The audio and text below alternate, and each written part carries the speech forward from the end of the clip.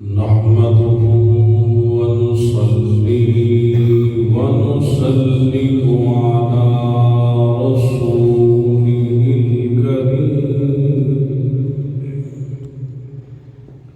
أما بعد أعوذ بالله من الشيطان الرجيم بسم الله الرحمن الرحيم والضحى والليل إذا سجى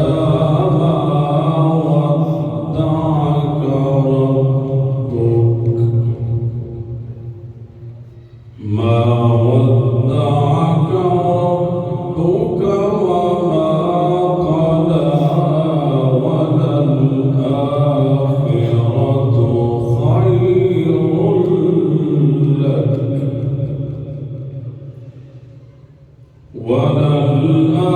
وللآخرة خير لك من الأولى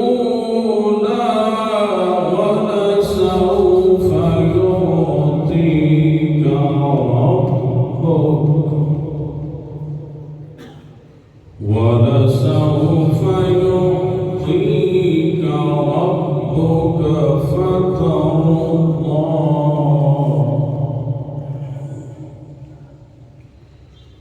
ألم يجدك يتيما فآوى ووجدك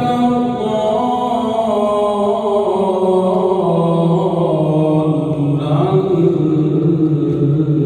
فهدى ووجدك عائلا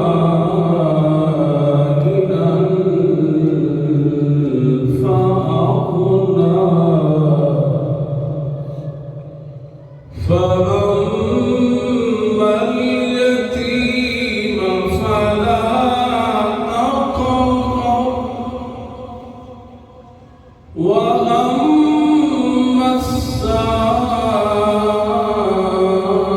السائل فلا تنهر وأما بنعمة ربك فحدث آمنت بالله صدق الله العظيم وبلغنا رسوله النبي الكريم الأمين إن الله وملائكته يصلون على النبي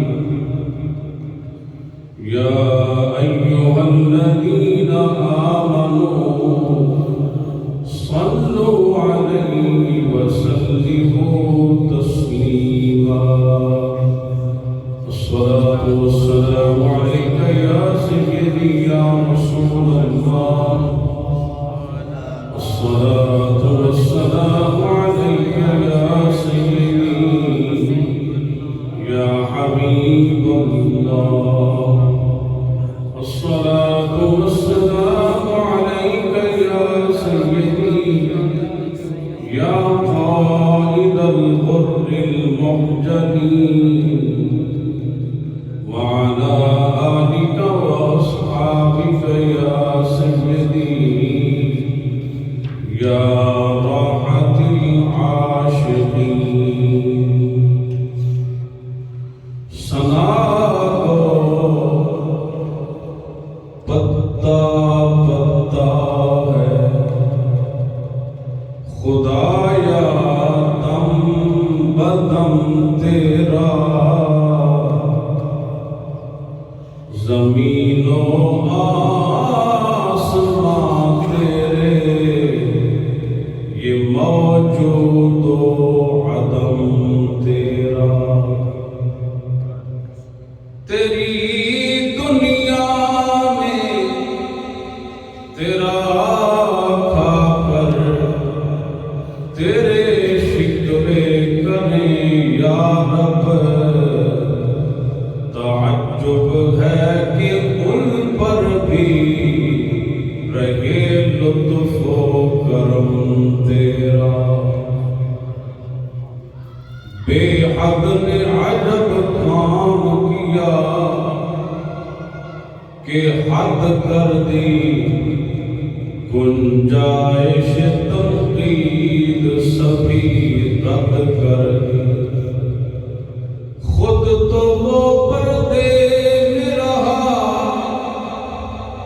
خود کو دکھانے کے لیے سامنے تصویر محمد کر دی۔ خود تو وہ پردے میں رہا، خود کو دکھانے کے لیے سامنے تصویر محمد کر دی۔ فَإِنَّهُ شَمْسُ فَضْلٍ هُمْ كَوَاكِبُهَا يُظْهِرْنَ أَنْوَارَهَا لِلنَّاسِ فِي الظُّلَمِ لَوْ نَاسَبَتْ قَدْرَهُ آيَاتُهُ عِظَمًا أَحْيَا اسْمُهُ حِينَ يُدْعَى دَارِسَ الْإِمَامِ مولاي صل وسلم دائما ابدا على حبيبك خير الخلق كلهم۔ حمد و ثنا اللہ وحدہ لا شریک کی پاک ذات کی، جو خالق کائنات بھی ہے اور مالک ششتیہات بھی ہے، کہ جس نے انسان کو اپنی صفات کا مظہر بنایا، انسان کو اپنی صفات کا مظہر بنایا، اسے اختیار دیا، اور گرچہ وہ اختیار محدود ہے، سارے دن انسان کے لیے رکھے اور ایک دن اپنے لیے رکھا، اور بار بار فرماتا ہے، متوجہ کرتا ہے اپنی طرف، یا ایھا الانسان ما غرک بربک الکریم، اے انسان کون سی چیز ہے جس نے تجھے تیرے رب سے دور کر دیا ہے؟ کون سی چیز ہے جس نے اللہ کی یاد سے تجھے غافل کر دیا ہے؟ اللہ کا خوف تیرے دل سے نکل گیا ہے، اس کی محبت سے تو کنارہ کش ہے، اپنی ذات میں گم ہے۔ سیدنا علی المرتضی شیر خدا کرم اللہ وجہہ الکریم، آپ ایک مسجد کے قریب سے گزرے، اور مسجد کا جو منبر پہ بیٹھا عالم تھا، چیخ چیخ کے لوگوں کو بڑا بلبلہ انگیز بیان کر رہا تھا۔ آپ نے فرمائے، اے کمبر، جی مولا، فرمایا پتہ ہے یہ مولوی کیا کر رہا ہے؟ حضور آپ بہتر سمجھتے ہیں کیا کہہ رہا ہے۔ آپ نے فرمایا یہ کہہ رہا ہے، لوگوں مجھے جانو۔ یہ اپنی پہچان کرا رہا ہے، لوگوں مجھے پہچانو۔ اسے کرنا کیا چاہیے حضور؟ مولا علی نے فرمایا اسے اللہ کی پہچان کرانی چاہیے تھی، لوگوں کو ان کی توجہ اللہ کی طرف کراتا، یہ اپنے آپ کو دکھا رہا ہے، لوگوں مجھے دیکھو، میں ہوں، میرے اندر فلاں خاصیت ہے۔ اے انسان، تیرے اندر جو بھی صفت ہے، جو بھی خاصیت ہے تو ساری اللہ کی عطا کرتا ہے۔ کسی کو اگر فوقیت قبولیت دی ہے کسی بات پہ تو جو دینے پہ قادر ہے وہ لینے پہ بھی قادر ہے۔ میں پڑھ رہا تھا کہ یہ جو مرزا قادیانی تھا غلام محمد ملعون، جس نے نبوت کا دعویٰ کیا، یہ دین کا عالم تھا، پہلے دین پڑھا ہوا تھا، سمجھتا تھا۔ تو جب دین سمجھنے کے بعد جب اس کا نفس غالب آیا، خواہش نے غلبہ کیا اور پھر دشمن نے اس کو خریدا، پھر کبھی کہتا تھا میں عیسیٰ ابن مریم، کبھی کہتا تھا کہ میں خضر ہوں، کبھی کہتا تھا کہ میں غوث ہوں، کبھی کہتا تھا کہ میں شری نبی ہوں، پھر کہتا ہے میں نبی ہوں۔ تو یہ کون سی چیز ہے؟ یہی وہی نفس ہے کہ جو انسان کو اس بات کی طرف مائل کرتا ہے کہ یا تیرے اندر تو فلاں کوالٹی پائی جاتی ہے، تجھے تو فلاں معاملے میں بڑی برتری حاصل ہے۔ نہیں، اے انسان، جو اللہ رب العزت تجھے عطا کرے، تجھے کتنا عطا کرے گا؟ نبی کریم صلی اللہ علیہ وسلم سے تو کم ہی کسی کو ملا ہے، کیونکہ حضور کی ذات تو وہ ہے کہ ساری کائنات کے خزانے میرے نبی کے ہاتھوں میں ہیں۔ اس کے باوجود جبریل آتے ہیں، فرشتہ آتا ہے، حضور اگر آپ چاہیں تو آپ بادشاہانہ نبوت اختیار کریں، آپ چاہیں تو آپ فقیرانہ نبوت اختیار کریں، آپ کو اختیار ہے۔ اللہ رب العزت فرماتا ہے اے محمود تجھے اختیار ہے۔ میرے نبی نے فرمایا میں محمد چاہتا ہوں میں مسکین زندہ ہوں، میں مسکینوں کی طرح زندگی گزاروں۔ جب مجھے موت آئے، جب میں اللہ کی بارگاہ میں پہنچوں، وصال ہو تو بھی میں مسکینی کی حالت میں ہوں، جب قیامت قائم ہو تو مسکینوں کے ساتھ اللہ میرا حشر فرمائے۔ الفقر و فخری، سما الفقر و فخری کا رہا شان امارت میں، سما الفقر و فخری کا رہا شان امارت میں، بآب و خال و خد چہ حاجت روح زیبارا، جس کا چہرہ اپنا خوبصورت ہو اس کو کیا ضرورت ہے چہرے پہ کچھ لگانے کی یا خد و خال سیٹ کرانے کی، کیونکہ اس کا چہرہ تو پہلے خوبصورت ہے۔ تو حضور صلی اللہ علیہ وسلم نے فرمایا اے میرے صحابہ، رات شیطان میرے اوپر حملہ آور تھا، میں نے اسے پکڑ لیا،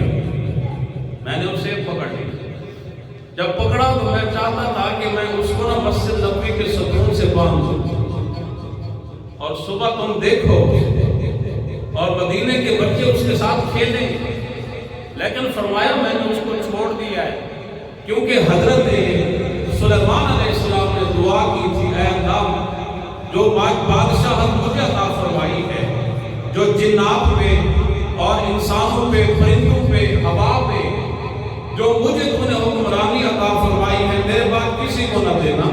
تو میں چاہتا تھا کہ پیغمبر کی جو دعا ہے اس کی نج باقی رہے، وگرنہ میں اس کو پکڑ لیتا اور پکڑ کے ستون سے باندھ دیتا۔ میرے نبی کو اللہ نے وہ اختیار عطا فرمایا ہے، فرمایا اختیار مجھے تھا لیکن پیغمبر کی دعا کی میں نج رکھنا چاہتا تھا تاکہ پیغمبر کی دعا جو ہے وہ پوری ہو، اور میں نہیں چاہتا تھا کہ میں یہ اپنا معجزہ بھی ظاہر کروں۔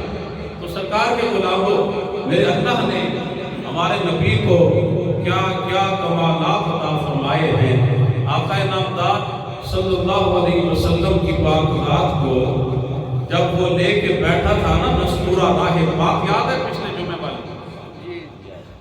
صرف آپ کو یاد ہے، چلے کسی کو تو یاد ہے، نستورہ راہ لے کے بیٹھا تھا دسترخوان پہ اور حضور کو دیکھ رہا ہے، چھوٹے چھوٹے لقمے تناول فرما رہے ہیں، چھوٹے چھوٹے لقمے تناول فرما رہے ہیں۔ جب گفتگو فرماتے ہیں تو زبان سے پھول جڑتے ہیں، زبان سے پھول جڑتے ہیں، ایسی میٹھی گفتگو فرماتے ہیں۔ تھوڑا سا طعام تناول فرمایا، جب اس نے زیارت کر لی تو کہتا ہے کہ ان کے کوئی بچپنے کا ساتھی ہے؟ تو لوگوں نے بتایا کہ یہ ابو بکر صدیق ہیں، یہ ان کے بچپنے کے دوست ہیں۔ کہتا ہے کہ انہیں الگ کمرے میں لے گیا، کہتا ہے کہ مجھے نہیں معلوم کہ میری زندگی باقی رہے یا نہ رہے، یہ اللہ کے سچے پیغمبر ہیں۔ اے عبداللہ ابن عثمان، حضرت سیدنا صدیق اکبر رضی اللہ تعالی عنہ کا اسم گرامی عبداللہ تھا، آپ کے والد ابو قحافہ کا نام تھا عثمان۔ اس نے کہا اے عبداللہ ابن عثمان، ابو قحافہ کے بیٹے جب یہ اعلان نبوت فرمائے نا تو پھر میری سفارش کی درخواست کر دینا، میں ان کے غلاموں کی صف میں شامل ہو گیا، زندہ رہا تو آؤں گا، ان کی نوکری کروں گا، اگر دنیا سے چلا گیا تو عرض کر دینا حضور ایک غلام تھا، انتظار کرتا کرتا دنیا سے چلا گیا ہے، قیامت میں اپنے جھنڈے تلے اس کو جگہ عطا فرمائے۔ حضور صلی اللہ علیہ وسلم کے بچپنے کے معجزات میں ایک بات میرا جی چاہ رہا ہے میں کروں، اس کے بعد پھر مضمون کو آگے بڑھاؤں۔ آقا نامدار صلی اللہ علیہ وسلم کو آشوب چشم ہوا، آنکھ کی تکلیف ہوئی۔ حضرت ابو طالب نے سنا تھا کہ مکہ المکرمہ اور مدینہ طیبہ کے راستے میں ایک پہاڑ کے کسی وادی میں ایک راہب حکیم رہتا تھا، جو سال کے بعد اپنی اس کلیسا سے، عبادت خانے سے باہر آتا تھا، لوگوں کا علاج کرتا چند دن کے لیے، اس کے بعد پھر اپنے کلیسا میں چلا جاتا، پھر سال کے بعد باہر آتا تھا۔ تو حضرت ابو طالب نے سنا کہ آج کا اس کے دن ہے، وہ اپنے کلیسا سے باہر آیا ہوا ہے، لہذا حضور صلی اللہ علیہ وسلم کی پاک ذات کو لے کر حضرت ابو طالب، میرے نبی کی عمر کتنی تھی؟ 8 سال، حضور صلی اللہ علیہ وسلم کو ابو طالب اپنے کندھوں پہ بٹھا کے لیے جا رہے ہیں۔ اچھا، میرے نبی نے فرمایا کہ میں نے دنیا میں کسی کا احسان نہیں چھوڑا، کسی کا احسان نہیں رکھا۔ حضرت ابو طالب نے میرے نبی کو کندھوں پہ بٹھایا، حضور صلی اللہ علیہ وسلم کو کندھوں پہ بٹھایا۔ سرکار نے بھی فتح مکہ کے دن ابو طالب کے بیٹے سیدنا علی المرتضیٰ کو کندھوں پہ بٹھا کے ابو طالب کا احسان دنیا میں اتار دیا، دنیا میں اتار دیا۔ ابو طالب نے کندھوں پہ بٹھایا، میرے نبی نے بھی ان کے بیٹے کو کندھوں پہ بٹھایا۔ ابو طالب نے میرے نبی کو اپنے دسترخوان پہ کھلایا، میرے نبی نے علی کو اپنے دسترخوان پہ کھلایا، احسان اتار دیا۔ تو نبی کے غلام حضرت ابو طالب حضور صلی اللہ علیہ وسلم کو کندھوں پہ لیے جا رہے ہیں۔ جب وہاں پہنچتے ہیں کلیسا، میں مختصر کر رہا ہوں بات، کلیسا کے سامنے پہنچتے ہیں، باہر دربان بیٹھا ہے، پوچھتے ہیں کہ تمہارا جو امام ہے، حکیم ہے، اس کے یہ دن ہیں باہر آنے کے، یہ میرے بیٹے ہیں، ان کو آنکھوں میں تکلیف ہے تو میں علاج کرانے آیا۔ وہ کہتا ہے کہ میرے جو استاد ہیں حکیم، وہ کلیسا کے اندر چلے گئے، اب وہ سال بعد واپس آئیں گے، باہر آئیں گے تو آپ لوگ لیٹ ہو گئے، لہذا آپ جا سکتے ہیں۔ آقا نعمت صلی اللہ علیہ وسلم نے اپنے چچا ابو طالب کا ہاتھ پکڑا اور فرمایا چچا جان، ہم اس کی خدمت کے محتاج نہیں ہیں، آپ واپس لیے چلے مجھے، یہ سال بعد باہر آئے گا، ہم اس کی طب کے محتاج نہیں ہیں۔ میرے نبی اپنے چچا کے ساتھ جب واپس ہوتے ہیں، وہ طبیب، وہ پادری عیسائی عالم جو سال بعد باہر آتا تھا، فوراً دروازے پہ آتا ہے، دربان سے اپنے شاگرد سے پوچھتا ہے کوئی مہمان آئے تھے؟ وہ کہتا مکے سے آئے تھے، ایک جوان سال تھا، ایک بچہ تھا۔ وہ کہتا ہے جلدی سے ان کو بلا کے لے آؤ۔ استاد جی، آپ تو سال بعد باہر آتے تھے، آپ کو کیا ہو گیا اچانک؟ اس نے کہا کہ وہ جو بچہ ہے نا، اس کا مقام تمہیں بعد میں بتاؤں گا، ان کو بلا کے لے آؤ، اگر یہ ہمارے گھر سے خالی چلے گئے تو نہ میں نے رہنا ہے، نہ تو نے بچنا ہے، نہ میرے کلیسا نے بچنا ہے۔ کہتے واپس لے گیا، دوڑ کے گیا، انہوں نے تھوڑا سفر کیا، لے کے آیا، हुजूर सल्लल्लाहु अलैहि वसल्लम मुस्कुराते आ रहे हैं, लेके आता है कलीसा का इमाम आका नेमत सल्लल्लाहु अलैहि वसल्लम की चाल को देखता है, हुजूर की ढाल को देखता है। इदा मशा कफ़ा, जब चलते थे तो पूरी ताकत से चला करते थे, जब चलते थे तो ऐसे लगता था जैसे सीढ़ियों से उतर रहे। वो ला उस्म बिहादल बलद की चाल वाला आपका और मेरा रसूल सल्लल्लाहु अलैहि वसल्लम हुजूर आते हैं। उसने हुजूर की ज़ियारत की, हज़रत अबू तालिब से पूछते कैसे आना हुआ?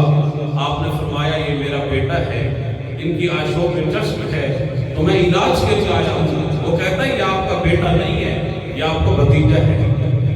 अबू तालिब कहते हैं आपको कैसे पता चला? वो कहते हैं तौरात और इंजील में मैंने पढ़ा है, और जब मैं अपनी इबादत खाने में बैठा था, मेरी इबादत खाने में वाइब्रेशन हुई, लर्ज़ा परंदाम हुआ, और मुझे गैब से निदा आई, रहमतुल लिल आलमीन तेरे दरबार से खाली जा रहा है, रहमतुल लिल आलमीन जा रहे हैं, अल्लाह के महबूब जा रहे हैं, इसलिए मुझे पहले वापस आना पड़ा। कैसे आना हुआ? मेरे बेटे को आशोब चश्म है, आंख का इशू है, पानी बहता है, तो इसका इलाज कराएं। तो वो ईसाई पादरी कहता है कि इनका इलाज तो इनके अपने पास है। तो हज़रत अबू तालिब परेशान हो गए कि इनके पास इलाज कहाँ से आया? वो कहता है कि इलाज इनके अपने पास है। हुजूर सल्लल्लाहु अलैहि वसल्लम का यदुल्लाह वाला हाथ पकड़ा, मेरे नबी के अपना लुआ पे हाथ लगाया, हुजूर की अपनी आंख पे लगाया, बस हुजूर का हाथ जुदा हुआ, अल्लाह ने शिफा अता फरमाया। और नबीउल अंबिया की पाक रात के गुलामों, अल्लाह ने हमें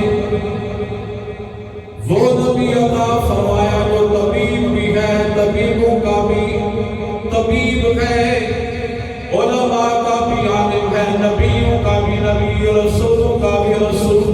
अल्लाह ने हमें वो अज़मत वाला पैगंबर अता फरमाया। आशिक ने कलम उठा के लिखा कि तबीबनो दवा वंडदा, रात हो गया कुछ बोलना यार, सुभान अल्लाह। तबीबनो दवा वंडदा, मरीज़नो शिफा वंडदा, तबीबनो दवा वंडदा, मरीज़नो शिफा वंडदा। ते करम फरमान आला नबी, करम फरमान आला नबी, ए जनाब लगी निभा जानदा, मदीने वाला मना दादा, लगी निभा जानदा, मदीने वाला मना दादा, लगी निभा जानदा, सहारा जना कोई नहीं, ओ नाम बदला जानदा, मदीने वाला। अल्लाहु अकबर कबीरा। अल्लाह ने हमें वो महबूब अता फरमाए, मेरे प्यारे आका मौला सल्लल्लाहु अलैहि वसल्लम की पाक रात। हुजूर उस शाम के सफर से वापस आ रहे हैं। अम्मा खदीजा कुबरा सलामुल्लाह अलैहा अपने घर की बालकनी पे बैठे हैं, बालाई मंजिल पे बैठे हैं, मेरे नबी की आमद देख रही है। देखती क्या है? मुस्तफा करीम के सर पे दो फरिश्तों ने साया दिया हुआ है। अम्मा खदीजतुल कुबरा अभी हमारी अम्मा नहीं बनी, सैयदा खदीजतुल कुबरा हुजूर की अज़मत देख रही हैं। जब वो वापस काफिला पहुंचता है, बहुत ज्यादा नफा के साथ पहुंचता है। सैयदा खदीजतुल कुबरा को उस आपके गुलाम मैसरा ने मेरे नबी की अज़मतें बताई कि ये वो वक्तों वाला सादिकुल अमीन है कि जो तिजारत ऐसे करता है, सारा सामान मिक्स करके बैठ गए। इन कटोरों के अंदर नई भी है, इनमें पुरानी भी है, इसमें हरी भी है, इसमें खुश्क भी है। सबसे पहले हमारा माल भी का बहुत ज्यादा नफा भी अता हुआ अल्लाह की तरफ से। नबी के गुलामों, जब मेरे नबी की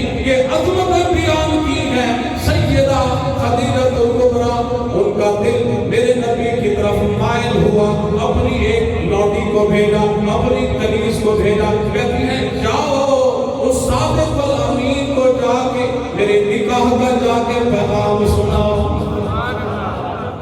میرے پیارے آقا و مولا صلی اللہ علیہ وسلم کی پاک ذات اپنے در دولت پہ تشریف فرما ہے۔ حضرت سیدہ خدیجہ کبریٰ کی کنیز آتی ہے، آگے نکاح کا پیغام اس طرح سناتی ہے، کہتی ہے اے محمد ابن عبداللہ صلی اللہ علیہ وسلم، آپ نکاح کی طرف مائل کیوں نہیں ہیں؟ میرے نبی نے فرمایا میں نکاح کے اخراجات نہیں رکھتا، میں نال و نفقہ دینے کی صلاحیت فی الحال نہیں رکھتا۔ وہ کنیز کہتی ہے اگر کوئی ایسی عورت ہو جو نکاح کا خرچہ بھی خود برداشت کرے، نکاح کا خرچہ خود برداشت کرے اور جناب حق کے مہر بھی آپ کو معاف کر دے، میرے نبی نے فرمایا ایسی عورت کہاں سے پیدا ہو گئی؟ وہ کنیز کہتی ہے آپ نکاح کا حامی بھر لیں، سیدہ خدیجہ کبریٰ آپ کی حامی کے انتظار کر رہی ہیں، آپ کی ہاں کی انتظار فرما رہی ہیں۔ میرے نبی نے فرمایا اگر سیدہ خدیجہ کبریٰ نکاح کی طرف آمادہ ہے تو پھر میں مشورہ کر لوں۔ میرے نبی نے حضرت ابو طالب اپنے چچا جان سے مشورہ کیا، انہوں نے کہا آپ نکاح کر لیں، بہت ہی نیک خاتون ہے، بہت ہی سردار ہے، مالدار بھی ہے، حسن و جمال کی پیکر بھی ہے۔ تو میرے پیارے آقا و مولا صلی اللہ علیہ وسلم نے نکاح کی حامی بھری۔ یہ کنیز چلتی ہے، سیدہ خدیجہ کبریٰ کو مبارک دیتی ہے، آپ کو مبارک ہو، اللہ نے آپ کے دل کی تمنا پوری فرما دی ہے۔ محمد بن عبداللہ انہوں نے نام لیا، صلی اللہ علیہ وسلم کی پاک ذات آپ نے نکاح کی حامی بھر لی ہے، آپ نکاح کی طرف آمادہ ہیں۔ سیدہ خدیجہ کبریٰ نے اپنے چچا عامر بن اسد کو بلایا، کہتی ہے میں نکاح کرنا چاہتی ہوں۔ کس سے کرنا چاہتی ہو؟ اس صادق اور امین سے کرنا چاہتی ہوں، صادق سے امین سے کرنا چاہتی ہوں۔ بڑے خوش ہوئے، بڑا بہترین بڑا معزز گھرانہ ملا، بڑی شخصیت ملی ہے جو صادق بھی ہے، جو امین بھی ہے، جو حسن و جمال کا ثانی نہیں رکھتے۔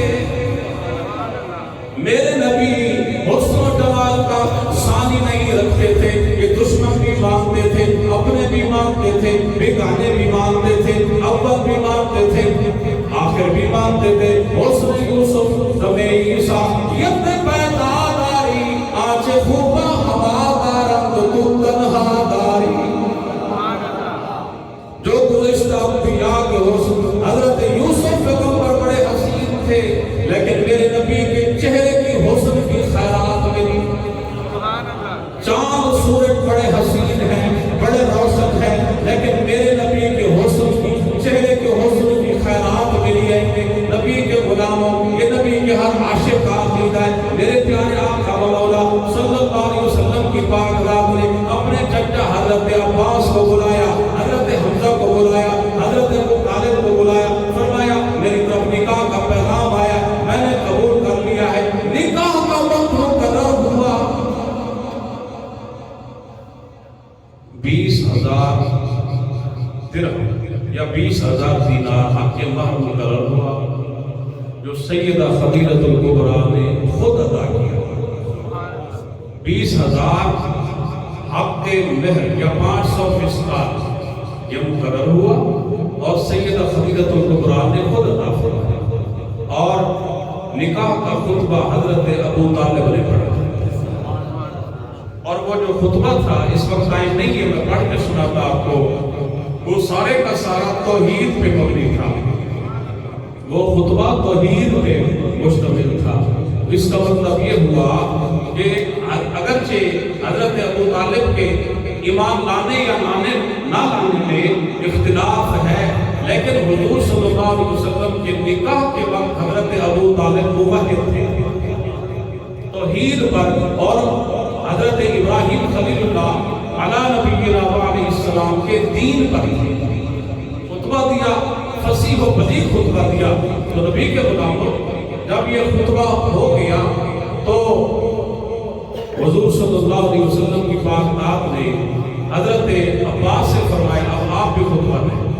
انہوں نے خطبہ دیا اور سیدہ خدیجہ کبریٰ آپ نے اپنے چچا زاد ورقہ بن نوفل سے فرمایا آپ بھی خطبہ دیں۔ انہوں نے بھی خطبہ دیا۔ تو نبی کے غلاموں، حضور صلی اللہ علیہ وسلم کا جب نکاح ہوا، اب یہ بات بڑی قیمتی ہے، میرے نبی کا نکاح ہوا سیدہ خدیجہ کبریٰ سے۔ نکاح میں جو گواہ تھے دونوں طرف سے، ان میں ایک ایسی ہستی بھی تھی، ایک ایسی ہستی بھی تھی جو خلیفۃ الرسول بنے، جو خلیفہ بلا فصل بنے، جن کو سیدنا صدیق اکبر کہتے ہیں رضی اللہ تعالی عنہ۔ یہ نکاح کے گواہ ہیں، یہ میرے نبی کے پہلے نکاح کے گواہ ہیں۔ اگر گواہ جو ہے اس کے ایمان پہ شک کیا جائے پھر نکاح نہیں ہوتا۔ نبی کے غلاموں، حضور کا نکاح اما خدیجہ کبریٰ سے اس بات کی دلیل ہے کہ سیدنا صدیق اکبر وہ پہلے مومن بھی ہیں، نبی کے سچے عاشق بھی ہیں، نبی کے سچے صحابی بھی ہیں۔ سبحان اللہ، نعرہ تکبیر، نعرہ رسالت، نعرہ رسالت، نعرہ حیدری۔ میرے نبی نے فرمایا اللہ نے روز ازل، سنو سنو نبی کے غلاموں، اللہ نے روز ازل اپنی مخلوق کے دلوں کی طرف دیکھا، جن کے دل سب سے زیادہ ستھرے تھے، پاک تھے، اللہ نے ہمارے نبی کے صحابہ میں شامل کیا۔ سبحان اللہ، بے شک، جن کے دل ستھرے اور پاک تھے، اور ان میں جس کا دل سب سے زیادہ شیشہ تھا اسے ابو بکر صدیق کہتے ہیں۔ سبحان اللہ۔ تو میرے پیارے آقا اور مولا صلی اللہ علیہ وسلم کی پاک ذات کے نکاح کے گواہوں میں سیدنا صدیق اکبر بھی ہیں۔ اور نبی کے غلاموں، ایک اور بھی بات عرض کرتا چلوں، سیدہ خدیجہ کبریٰ کا جو پہلا نکاح تھا وہ عتیق بن عائد مخزومی سے ہوا۔ پہلا نکاح عتیق بن عائد مخزومی سے ہوا، اس سے اولاد نہیں ہوئی، وہ فوت ہو گیا۔ یہ بات بہت پیچیدہ ہے، اس مسئلے کو سمجھ لو اور اس کو آگے ڈیلیور کرنا ہے۔ سیدہ خدیجہ کا پہلا نکاح عتیق سے ہوا، اس کا نام تھا عتیق، اس سے اولاد نہیں ہوئی، وہ فوت ہو گیا۔ سیدہ خدیجہ کبریٰ کا دوسرا نکاح ابو ہالہ ہند بن نیاش تمیمی سے ہوا۔ ابو ہالہ سے ہوا دوسرا نکاح۔ ابو ہالہ سے 3 بیٹے ہوئے، ایک کا نام تھا ہالہ، دوسرے کا نام تھا ہند اور تیسرے کا نام تھا طاہر۔ یہ 3 بیٹے ہوئے، بیٹی کوئی نہیں ہوئی۔ سنیے، میرے نبی کریم صلی اللہ علیہ وسلم کی پاک ذات کے نکاح سے پہلے سیدہ خدیجہ نے 2 نکاح فرمائے تھے۔ ایک عتیق سے نکاح فرمایا، اس سے اولاد نہیں ہوئی۔ دوسرا نکاح کیا ابو ہالہ سے، اس سے 3 بیٹے ہوئے، بیٹی کوئی نہیں تھی۔ جو بیٹیاں ہوئی وہ میرے نبی کی بیٹیاں تھیں، اور حضور صلی اللہ علیہ وسلم کی طرف سے سیدہ خدیجہ کے بدن سے 4 بیٹیاں اللہ نے عطا فرمائی۔ حضرت زینب میرے نبی کی بیٹی، حضرت رقیہ میرے نبی کی بیٹی، حضرت ام کلثوم میرے نبی کی بیٹی، سیدہ فاطمہ الزہرا میرے نبی کی بیٹی۔ 4 بیٹیاں تھیں نبی کے غلاموں، میرے نبی کی یہ 4 بیٹیاں تھیں۔ حضرت سیدہ خدیجہ کبریٰ کے بدن سے 1 بیٹی نہیں تھی، 4 بیٹیاں تھیں نبی کے غلاموں۔ اگر کوئی شخص یہ کہے، کوئی مجھے کہے کہ یہ جو تیری بیٹی ہے یہ تیری بیٹی نہیں ہے، بات کہاں جاتی ہے؟ یہ جو تیرا بیٹا ہے یہ تیرا بیٹا نہیں ہے، تو بات کہاں جائے گی؟ بات دور تک چلی جائے گی۔ تو گویا کہ اس نے میرے اوپر بہتان باندھا ہے، جو میرے نبی کا کہے کہ سرکار کی 1 بیٹی تھی، وہ میرے نبی پہ بہتان باندھتا ہے۔ جو میرے نبی کے بہتان باندھے اس کا کوئی ایمان نہیں ہے۔ نبی کے غلاموں، میرے نبی کی 4 بیٹیاں تھیں۔ حضرت خدیجہ کبریٰ کے بدن سے سیدہ فاطمہ الزہرا بھی چھوٹی بیٹی ہے، سیدہ زینب بھی میرے نبی کی بیٹی ہے، سیدہ رقیہ بھی میرے نبی کی بیٹی ہے، اور ام کلثوم بھی میرے نبی کی بیٹی ہے۔ 4 بیٹیاں تھیں۔ یہ بات اپنے بچوں کو بتائیں، یہ میڈیا کا دور ہے، اور نبی کے آل کا، میرے نبی کے گھر کے دشمن، حضور کے صحابہ کے دشمن جو ہیں، وہ بڑی میٹھی میٹھی باتوں کے ذریعے حضور کی گستاخیاں کر جاتے ہیں۔ ایک کہہ رہا تھا کہ حرم کعبہ میں جاؤ اور قرآن کریم مولوی سر پہ رکھ کے کہے کہ نبی کی 4 بیٹیاں تھیں، میں ممبر پہ بیٹھا ہوں، لے آؤ قرآن میں سر پہ رکھ کے کہتا ہوں میرے نبی کی 4 بیٹیاں تھیں، 4 بیٹیاں تھیں میرے نبی کی، ایک بیٹی نہیں ہے، 4 تھی۔ سیدہ فاطمہ الزہرا سب سے چھوٹی بیٹی ہے اور وہ اس لیے بھی مقام والی ہے کیونکہ میرے نبی کا جو نسب ہے وہ سیدہ فاطمہ الزہرا سے چلا، اس لیے زیادہ مقام والی بھی ہے کیونکہ آپ کی اولاد کو ہی، سیدہ فاطمہ کی اولاد کو ہی سید کہا جاتا ہے، انہی کی نسب آگے چلا، حضرت زین العابدین کا نسب آگے چلا، اس لیے سیدہ فاطمہ الزہرا اگرچہ ان میں مقام میں زیادہ ہے لیکن میرے نبی کی 4 بیٹیاں تھیں۔ میرے پیارے آقا و مولا صلی اللہ علیہ وسلم کی پاک رات کے بارے میں ام المؤمنین سیدہ خدیجہ الکبریٰ سلام اللہ علیہا فرماتی ہیں کہ میرے نکاح کے بعد حضور صلی اللہ علیہ وسلم اکثر تنہا چلے جاتے تھے اللہ کی یاد، اکثر تنہا چلے جاتے، خلوت کو پسند فرماتے تھے۔ اور میرے پیارے آقا و مولا صلی اللہ علیہ وسلم نے فرمایا کہ مجھے سب سے زیادہ جس مال نے ابتدائی اسلام میں فائدہ دیا وہ خدیجہ الکبریٰ کا مال تھا۔ جب حضور سے نکاح ہوا کاروبار ختم ہو گیا، 40,000 دینار اٹھائے میرے نبی کے قدموں میں رکھ دے، حضور یہ جو میں کاروبار کرتی تھی یہ وہ سارا کاروبار میں نے ختم کر دیا ہے، یہ اس کا ساری جمع پوری آپ کے قدموں میں رکھ رہی ہوں۔ آج سے خدیجہ کا صرف ایک ہی کام ہے، اپنے خامد کے اپنے سر کے تاج کی خدمت کرنی ہے۔ میرے نبی نے فرمایا سب سے زیادہ خدیجہ کے مال نے مجھے فائدہ دیا ہے۔ تجسیم رسالت میں بس 2 ہی تو چیزیں ہیں، تجسیم رسالت میں بس 2 ہی تو چیزیں ہیں، ایک مال خدیجہ کا، ایک خون ابو طالب۔ سبحان اللہ، مجھے بولنا سبحان اللہ۔ تقسیم رسالت میں بس 2 ہی تو چیزیں ہیں، ایک مال خدیجہ کا، ایک خون ابو طالب۔ مال سیدہ خدیجہ کا تھا اور 9 سال کا ایک بچہ ہے، وہ کھڑا ہو کے کہتا ہے آپ اعلان نبوت فرما رہے ہیں، اگرچہ میری ٹانگیں کمزور ہیں، اگرچہ میں بچہ ہوں، لیکن یہاں دشمنوں کی صف میں کھڑا ہو کے میں کہتا ہوں کوئی آپ کو سپورٹ کرے نہ کرے علی آپ کے ساتھ ہے، علی آج بھی آپ کے ساتھ ہے۔ علی خود شہید ہوئے، بیٹے شہید ہوئے، پوتے شہید ہوئے، نسل دین کے لیے قربانیاں دیتے آئے، یہ خون ابو طالب کو تھا، اس لیے وہ کہہ رہا ہوں تجسیم رسالت میں بس 2 ہی تو چیزیں ہیں مومنو، تجسیم رسالت میں بس 2 ہی تو چیزیں ہیں، ایک مال خدیجہ کا، ایک خون ابو طالب۔ نعرہ تکبیر، نعرہ رسالت، نعرہ رسالت، نعرہ حیدری۔ میرے پیارے آقا و مولا صلی اللہ علیہ وسلم پر وحی سے پہلے، پہلی وحی سے پہلے اللہ نے حضرت اسرافیل کی ڈپٹی لگائی تھی، وہ میرے نبی کے ساتھ ساتھ چلا کرتے، حضرت اسرافیل کی ڈپٹی لگائی تھی، وہ میرے نبی کے ساتھ ساتھ چلا کرتے تھے۔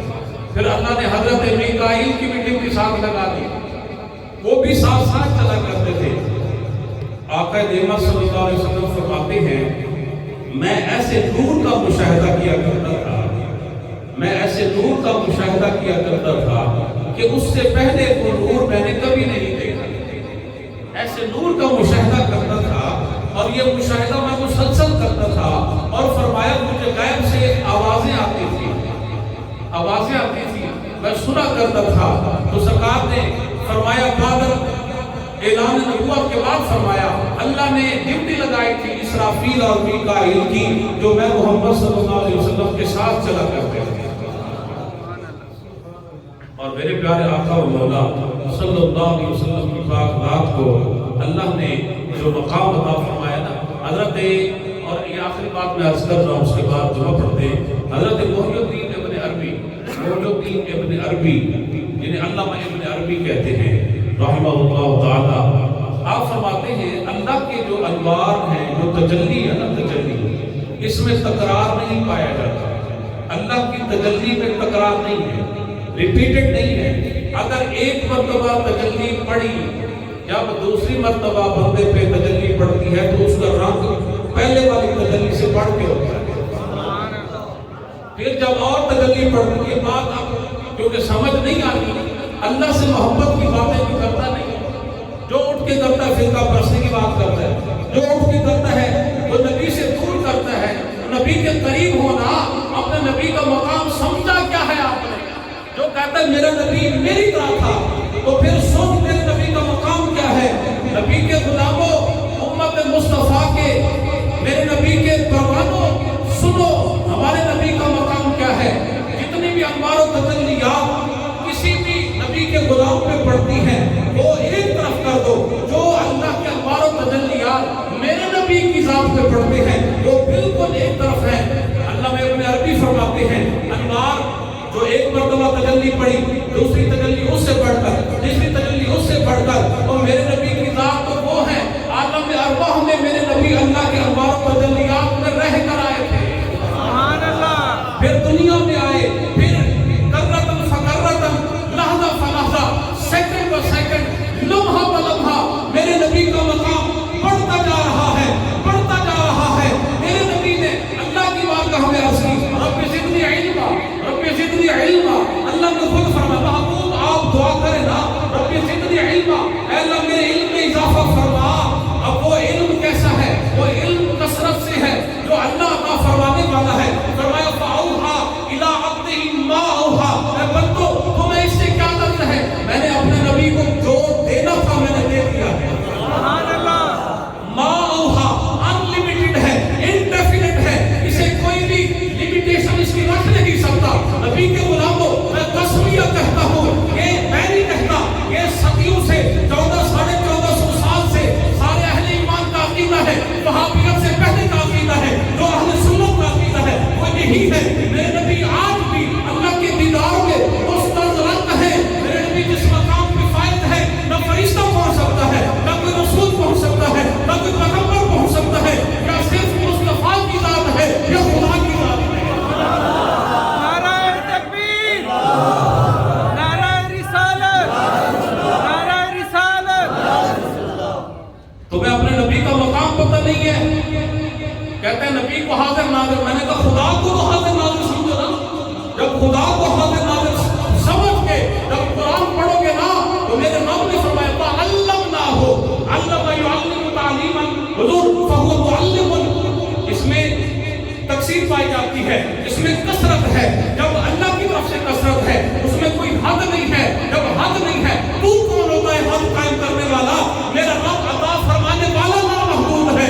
جس کو علم دیا ہے وہ علم میں اللہ کے فضل و کرم سے لامحدود ہے۔ اللہ اپنی سخاوت سے عطا فرما رہا ہے، میرا نبی اپنے دامن کی وسعت سے قبول فرما رہا ہے۔ سبحان اللہ، ایک عام مومن کے لیے میرے نبی نے فرمایا جب وہ نیکی کرتا ہے، نیکی کی ابتدا رکھتا ہے، تو جب تک نیکی ہوتی رہے گی اس کو ثواب ملتا رہے گا، مر گیا ثواب ملتا رہے گا۔ ہم نبی کی حیات کے قائل ہیں، حیات النبی کے قائل ہیں۔ میرے نبی تو زندہ ہے واللہ، تو زندہ ہے واللہ، تو زندہ ہے واللہ، اللہ کی قسم میرے نبی زندہ ہے، تو زندہ ہے واللہ، میری چشم عالم سے چھپ جانے والے، تو زندہ ہے واللہ، میرے نبی زندہ ہے۔ ایک شہید کی زندگی کا تو تصور نہیں کر سکتا، نبی کی زندگی کا سوچتا ہے۔ تو میرے نبی کو اللہ نے حیات جاودانی عطا فرمائی ہے۔ نبی کے غلاموں، اللہ رب العزت کی پاک ذات نے جو میرے نبی کو حیات جاودانی عطا فرمائی ہے اس کا تصور نہیں کر سکتے۔ میرے پیارے آقا و مولا صلی اللہ علیہ وسلم کی پاک ذات آج بھی اللہ کے انوار و تجلیات میں مستغرق ہے۔ آپ کو میں نے یہ حدیث سنائی ہے، آج پھر سن لو، بلے باندھ لو، کام آئے گی۔ اما عائشہ صدیقہ بیٹھی ہیں، حضور کی چادر مقدس اوپر اوڑھی ہوئی ہے، میرے نبی تشریف لے کے آ رہے ہیں۔ جب کمرے میں انٹر ہوتے ہیں، اما عائشہ صدیقہ فرماتی ہیں قربان جاؤں آپ کے کپڑے گیلے نہیں ہوئے؟ کپڑے گیلے نہیں ہوئے؟ باہر تو بارش ہو رہی ہے، کپڑے گیلے نہیں ہوئے؟ میرے نبی نے فرمایا عائشہ اپنے سر سے ذرا میری مدثر کی چادر کو ہٹا. سبحان اللہ. جب مدثر کی چادر ہٹائی فرمایا اب بارش ہو رہی ہے.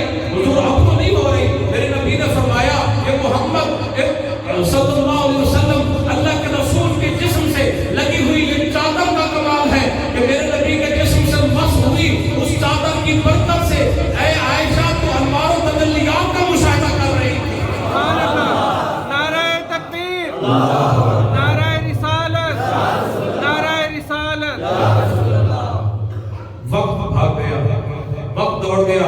نبی کے غلاموں بس دعا کریں آخر میں اللہ کریم ہمیں ہمارے نبی کا مقام سمجھنے کی توفیق عطا فرمائے. قبر میں میرے نبی کا ادب کام آنا ہے, عشر میں حضور کی صحبت کام آنی ہے, نبی کی شفقت کام آنی ہے, نبی کا سفارش اور شفاعت کام آنی ہے. میرے نبی زندہ ہیں اور عقیدہ یہی ہونا چاہیے انہیں جانا انہیں مانا. مجھے بولو نا یار, انہیں جانا انہیں مانا. وہ کہنے والا چلا گیا, اللہ کی بارگاہ میں سخرو ہو گیا. اب ہم رہ گئے ہیں, اب ہم نے اپنے نبی کے